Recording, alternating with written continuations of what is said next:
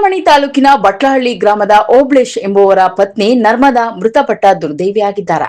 2 ತಿಂಗಳ ಹಿಂದೆಯಷ್ಟೇ ಗಂಡು ಮಗುವಿಗೆ ಜನ್ಮ ನೀಡಿದ್ದ ನರ್ಮದಾ ಅವರಿಗೆ 2 ಮಕ್ಕಳಿದ್ದಾರೆ.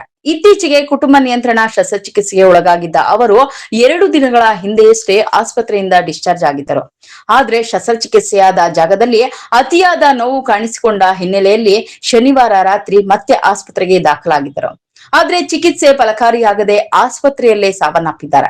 ವೈದ್ಯರ ನಿರ್ಲಕ್ಷ್ಯವೇ ಈ ಸಾವಿಗೆ ನೇರ ಕಾರಣ ಎಂದು ಕುಟುಂಬಸ್ಥರು ಗಂಭೀರವಾಗಿ ಆರೋಪಿಸಿದ್ದಾರೆ. ವೈದ್ಯರ ಬೇಜವಾಬ್ದಾರಿತನದಿಂದಲೇ ನರ್ಮದಾ ಮೃತಪಟ್ಟಿದ್ದಾರೆ ಎಂದು ಆಕ್ರೋಶಗೊಂಡ ಪೋಷಕರು ಮತ್ತು ಗ್ರಾಮಸ್ಥರು ಮೃತದೇಹವನ್ನು ಆಸ್ಪತ್ರೆಯ ಮುಂದಿಟ್ಟು ತಡರಾತ್ರಿ ಇಡೀ ಪ್ರತಿಭಟನೆ ನಡೆಸಿದರೂ ಸಂಬಂಧಪಟ್ಟ ವೈದ್ಯರು ಸ್ಥಳಕ್ಕೆ ಬಾರದೆ ಇರುವುದು ಆಕ್ರೋಶಕ್ಕೆ ಮತ್ತಷ್ಟು ತುಪ್ಪ ಸುರಿದಂತಾಗಿದೆ. ಈಕೆ ಏನಾಗಬೇಕು ನಿಮಗೆ? ತಂಗಿ ಆಗಬೇಕು. ಇವರಿಂದ ಯಾವಾಗ ಅಡ್ಮಿಟ್ ಮಾಡಿದ್ರಿ ನೀವು? ಏನಕ್ಕೆ ಮಾಡಿದ್ರಿ? ಮಕ್ಕಳು ಅಂದ್ರೆ ಟ್ಯೂಬ್ಯಾಕ್ಟಮಿ ವ್ಯಾಸಾಕ್ಟಮಿ ನಿಮ್ಗೆ ಗೊತ್ತಿಲ್ಲ ಏನು ಅಂತ.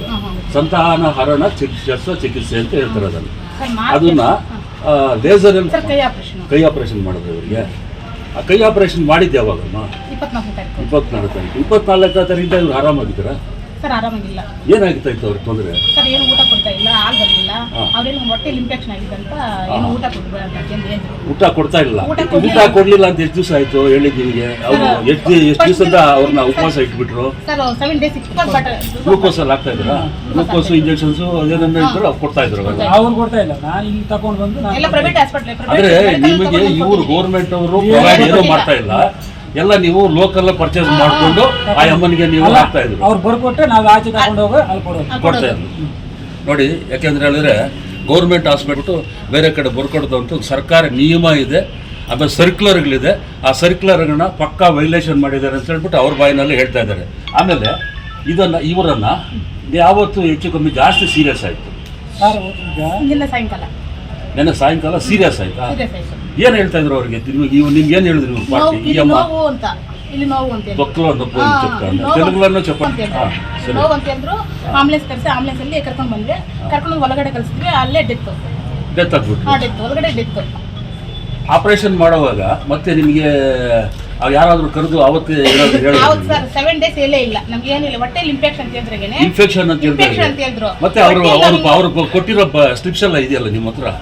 ಪ್ರಿಸ್ಕ್ರಿಪ್ಷನ್ ಎಲ್ಲಿದೆ? ಅದು ತಗೋಬೇಕು ನೀವು. ಹೋಗಿ ಯಾರಾದ್ರೂ ಕಳಿಸಿ ತಗೊಂಡು ಮತ್ತೆ ಅದೇನು ಇನ್ಫೆಕ್ಷನ್ ಏನಕ್ಕೆ ಏನಕ್ಕೋಸ್ಕರ ನೀವೆಲ್ಲ ಎಲ್ಲಿ ತಗೊಳ್ತಾ ಇದ್ರಿ ಮಾತ್ರೆಗಳು? ನಾನು ಮುದ್ದೆನಲ್ಲಿ ಅಲ್ಲ ನೀವು ಈಗ ನಾನು ಇದೇ ಮೆಡಿಕಲ್ ಶಾಪ್ ಅಲ್ಲಿ ತಗೊಂಡ್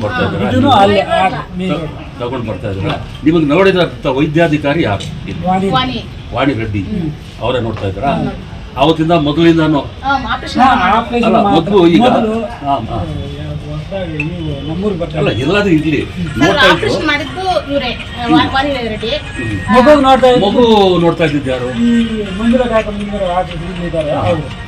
ಮೊದಲು ನೋಡ್ತಾ. ಉನ್ನತ ಶಿಕ್ಷಣ ಸಚಿವ ಡಾಕ್ಟರ್ ಎಂಸಿ ಸುಧಾಕರ್ ಅವರ ತವರು ಕ್ಷೇತ್ರದಲ್ಲೇ ಇಂತಹ ಘಟನೆ ನಡೆದಿರುವುದು ಸಾರ್ವಜನಿಕರ ಆಕ್ರೋಶಕ್ಕೆ ಕಾರಣವಾಗಿದೆ. 2 ಹಸುಗೂಸುಗಳನ್ನು ಬಿಟ್ಟು ತಾಯಿ ಸಾವನ್ನಪ್ಪಿರುವುದು ಗ್ರಾಮದಲ್ಲಿ ಶೋಕ ಸಾಗರದಲ್ಲಿ ಮುಳುಗಿದೆ. ನ್ಯಾಯ ಸಿಗುವವರೆಗೂ ಹೋರಾಟ ಮುಂದುವರಿಸುವುದಾಗಿ ಮೃತರ ಕುಟುಂಬಸ್ಥರು ಎಚ್ಚರಿಸಿದ್ದಾರೆ. ಇನ್ನು ಈ ಸಂಬಂಧ ಚಿಕ್ಕಬಳ್ಳಾಪುರ ಜಿಲ್ಲಾ ಉಸ್ತುವಾರಿ ಸಚಿವರಾದ ಡಾಕ್ಟರ್ ಎಂಸಿ ಸುಧಾಕರ್ ಅವರ ತವರು ಕ್ಷೇತ್ರದಲ್ಲೇ ಚಿಂತಾಮಣಿಯಲ್ಲೇ ಆರೋಗ್ಯ ವ್ಯವಸ್ಥೆಯ ಹದಗೆಟ್ಟ ಸ್ಥಿತಿ ಬಯಲಾಗಿದೆ ಎಂದು ಸಂಸದ ಡಾಕ್ಟರ್ ಕೆ ಸುಧಾಕರ್ ತಮ್ಮ ಟ್ವಿಟ್ಟರ್ ಹಾಗೂ ಫೇಸ್ಬುಕ್ ಮೂಲಕ ತೀವ್ರ ಅಸಮಾಧಾನ ವ್ಯಕ್ತಪಡಿಸಿದ್ದು ಇದೀಗ ರಾಜಕೀಯ ತಿರುವು ಪಡೆದುಕೊಂಡಿದೆ. Aslam Pasha, MMP news, Chintamani.